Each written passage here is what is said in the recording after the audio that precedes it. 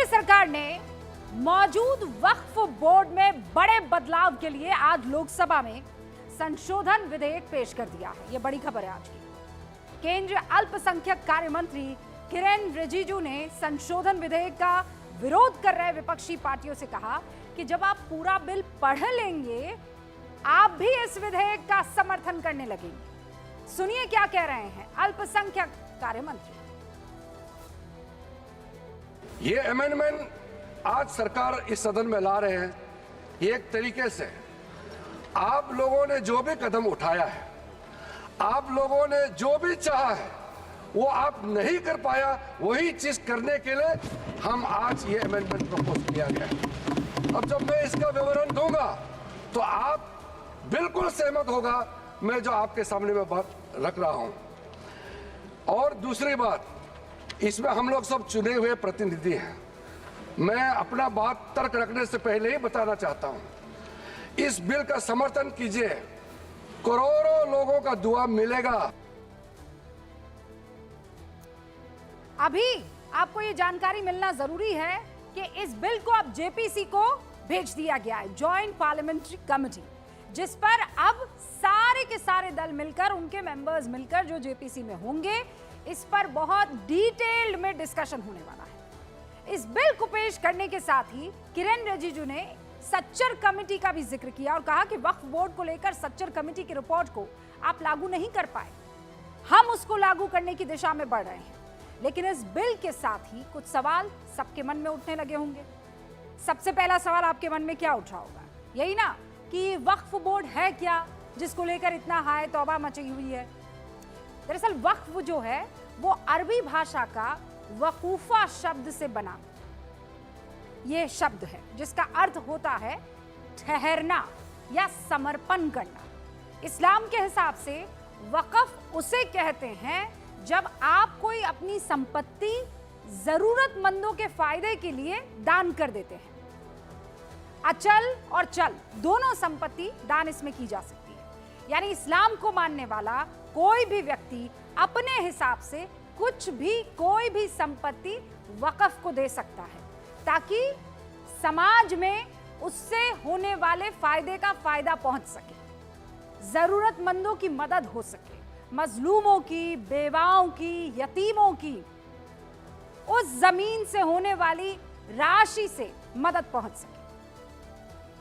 इन्हीं वक़्फ़ की गई संपत्तियों की देखरेख के लिए भारत में बोर्ड बनाया गया जिसे वक्फ बोर्ड कहा गया। अब यह सवाल उठता है कि भारत में इस बोर्ड की सिचुएशन, स्थिति क्या है, हैसियत क्या है? राज्य और केंद्र के सभी वक्फ बोर्ड को अगर मैं मिला दूं या आप मिला दे तो देश भर में 30 वक्फ बोर्ड हैं। भारत में वक्फ बोर्ड के पास रेलवे और सेना के बाद सबसे ज्यादा जमीन है।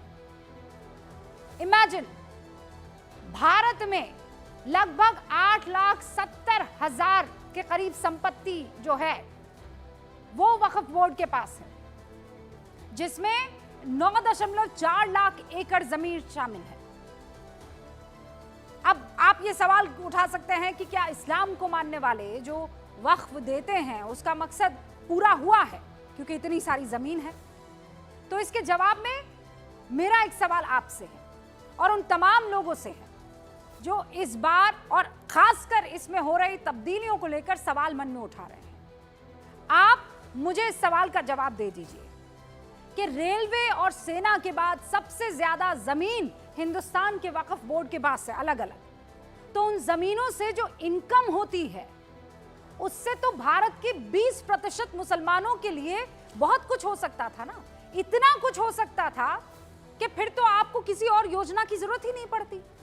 सबसे ज्यादा स्कूल वहां बनाए जा सकते थे, सबसे ज्यादा कॉलेज वहां पर बनाए जा सकते थे, सबसे ज्यादा हॉस्टल्स वहां पर बनाए जा सकते थे, सबसे ज्यादा स्किल डेवलपमेंट के सेंटर्स वहां पर बनाए जा सकते थे। ऐसा क्यों नहीं हुआ? भारत का कोई मुसलमान अगर इन वक्फ की संपत्तियों को अच्छे से इस्तेमाल किया गया होता, फिर सवाल पूछ रही हूं, तो क्या भूखा सोता या उसे राशन की जरूरत पड़ती मुफ्त के? इतना वक्फ के पास पैसा है, इतनी जमीनें हैं, भारत की सभी मुस्लिम बेवाओं को क्या पेंशन जाती है? की इस संपत्ति से, क्योंकि इसका असली मकसद तो यही है। वक्फ का अगर असल मकसद पूरा होता तो बताइए भारत के मुसलमानों को सरकार पर कोई निर्भर रहने की जरूरत पड़ती? ये सब हुआ है क्या? ये आज सवाल पूछ रही हूं मैं आपसे, बता दीजिए। आपने सुना है कि वक्फ बोर्ड ने कोई बड़ा सा विश्वविद्यालय या हॉस्पिटल बनाया हो? हाँ, मदरसे का जिक्र वो कर सकते हैं वक्फ बोर्ड के नाम पर, और आप जानते हैं उनकी हालत क्या होती है। वहां से निकलने वाले बच्चों को क्या पता होता है कि देश का राष्ट्रपति कौन है? क्या पता होता है कि फला राज्य की राजधानी क्या है? क्या उसे पता होता है कि 3 का टेबल क्या है, 10 का टेबल क्या है? कहीं से पानी टपक रहा होता है, कहीं पर टीचर होते हैं, कहीं सो रहे होते हैं, कहीं से दीवारें गिर रही होती हैं। ये हमारा सवाल है कि वक्फ की उस संपत्ति को क्या वाकई में मुसलमानों की बेहतरी के लिए इस्तेमाल किया गया है?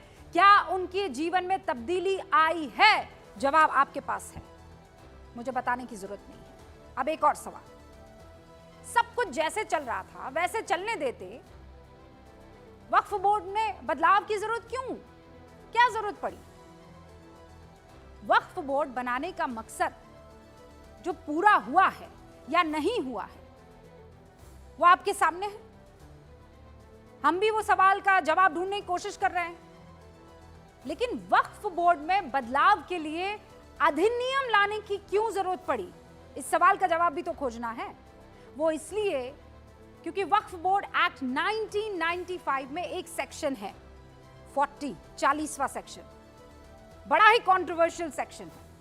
इसके मुताबिक अगर वक्फ बोर्ड को लगता है कि किसी संपत्ति पर वक्फ बोर्ड का हक है, उसे लगता है, तो वक्फ बोर्ड खुद ही उसके बारे में जानकारी इकट्ठा कर सकता है और खुद ही इस पर फैसला भी ले सकता है।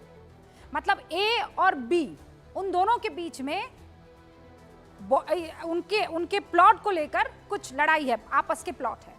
तो ए ने कहा कि मैं अपनी जो प्रॉपर्टी है वो वक्फ को दान करता हूं, और इसमें ये बी भी है। तो आप समझ लीजिए ये जो बी है ये कितना वक्फ के आगे लड़ सकता है, उसकी हैसियत और ये बी की हैसियत कितनी है आप समझ जाइए। और ये एक जगह नहीं है, ऐसे सैकड़ों जगह और सैकड़ों केसेस आपको मिल जाएंगे। और सबसे ज्यादा परेशान ऐसे आरोप लगते हैं इन जमीनों के फैसलों में, कोई और नहीं मुसलमान ही हो रहा है। किसी को वक्फ बोर्ड के फैसले से अगर इन केस परेशानी हो जाती है, वक्फ ने कहा कि हाँ भाई ये तो प्रॉपर्टी हमारी है, नोटिफिकेशन जारी कर दिया, तो वो वक्फ बोर्ड ट्रिब्यूनल जाएगा, वहां आवेदन करेगा और अंतिम फैसला जो है वो ट्रिब्यूनल का ही माना जाएगा। उसके बाद भी अगर किसी को दिक्कत लगती है तो वो कोर्ट जा सकता है, लेकिन उसकी प्रक्रिया इतनी कॉम्प्लेक्स है, इतनी जटिल है कि ज्यादातर लोग तो थक जाते हैं बीच रास्ते में। और एक उदाहरण दे देती हूँ आपको, तमिलनाडु का। सुबह से आप देख रहे होंगे टीवी पर, पूरा का पूरा थिरुचेंदुरई जो गांव है वो वक्फ बोर्ड ने अपनी संपत्ति घोषित कर दिया है। वक्फ बोर्ड ने कह दिया भाई ये गांव तो हमारा है, नोटिफिकेशन जारी।